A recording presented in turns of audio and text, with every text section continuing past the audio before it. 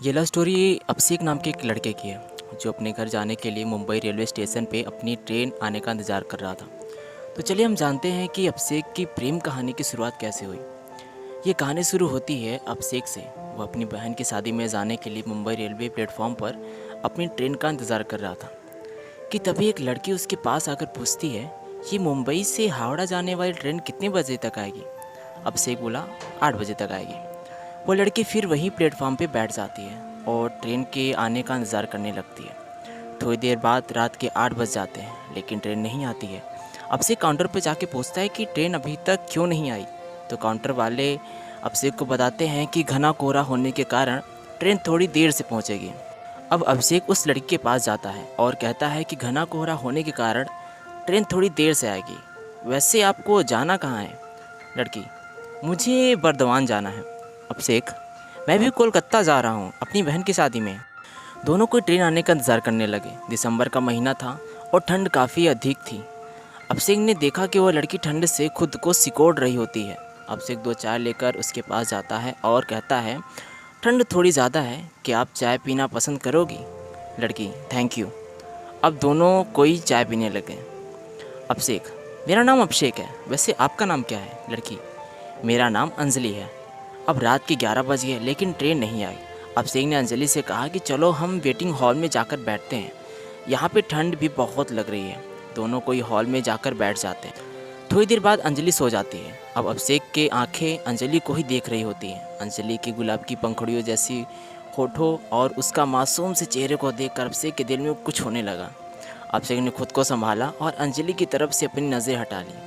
रात के 2 बजे ट्रेन प्लेटफॉर्म पे आती है। अभिषेक तुरंत जाकर अंजलि को उठाता है और फिर दोनों कोई ट्रेन में जाकर बैठ जाते हैं। अंजलि अभिषेक से पूछती है, आप मुंबई में क्या करते हो? अभिषेक, मैं एक कंपनी में सेल्समैन की जॉब करता हूँ। और आप क्या करते हो? अंजलि, मैं अभी मुंबई से होटल मैनेजमेंट की पढ़ाई कर रही हूँ। दोनों एक दूसरे से बात करने लगे और बातों ही बातों में अंजलि ने अभिषेक से पूछा कि क्या आपकी शादी हो गई है? अभिषेक मुस्कुराते हुए कहता है, नहीं, अभी तक तो नहीं हुई। अंजलि, आपकी कोई गर्लफ्रेंड है? अभिषेक, नहीं, मेरी कोई गर्लफ्रेंड भी नहीं है, वैसे कोई लड़की मुझे मिली ही नहीं। अंजलि, कैसी लड़की चाहिए आपको, ज़रा हमें भी बताइए। अभिषेक, बिल्कुल आपकी जैसी है। अंजलि, मेरी जैसी ही क्यों? अभिषेक, आप बहुत ही प्यारी और मासूम हो और आपकी ये प्यारी प्यारी बातें मुझे अच्छी लगती हैं। अंजलि, अच्छा जी, ये बात है, तो चलिए अब हम आपके लिए कोई मासूम ही लड़की ढूंढती हूँ। आप अपना फ़ोन नंबर हमें दे दो ताकि लड़की मिलने के बाद कांटेक्ट हो सके। अभिषेक तुरंत अपना फ़ोन नंबर अंजलि को दे देता है। थोड़ी देर बाद अंजलि सो जाती है लेकिन अभिषेक को नींद ही नहीं आती। वह सिर्फ अंजलि को ही देखता रहता है। ऐसा लगता है मानो अभिषेक के दिल में अंजलि के लिए प्यार का फूल खिल रहा हो। अभिषेक उस पल अपनी आंखों में कैद कर रहा था। वह सोच रहा था कि क्या पता फिर कभी अंजलि से मुलाकात होगी या नहीं। अब सुबह हो गई थी। ट्रेन बर्दवान पहुंचने वाली थी। अंजलि अभिषेक से कहती है, मेरी मंजिल आ गई है, अब मैं चलती हूँ। अभिषेक को थोड़ा उदास हो जाता है। उसे ऐसा लगता है कि कोई अपना उसे छोड़कर जा रहा है।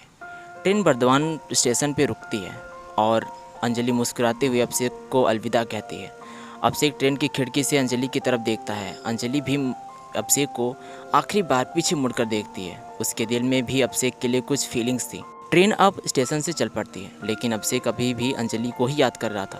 कुछ समय बाद अभिषेक के फ़ोन पे एक मैसेज आता है कि जिसमें लिखा था, तुम्हारे लिए लड़की मिल गई है, उसका नाम अंजलि है और ये उसका फ़ोन नंबर है। अभिषेक ने तुरंत उस नंबर पे कॉल किया और अंजलि ने कॉल रिसीव किया। अंजलि, तो लड़की कैसी लगी आपको? अभिषेक, बहुत अच्छी लगी। अंजलि, तो शादी करना चाहोगे? अभिषेक, जी बिल्कुल करना चाहूँगा। अंजलि, तो आ जाइए बर्दवान। अब मानो अभिषेक की खुशी का ठिकाना नहीं रहा। उसे उसकी सपनों की रानी जो मिल गई थी। अभिषेक घर पहुँचने तक अंजलि से ही बात करता रहा।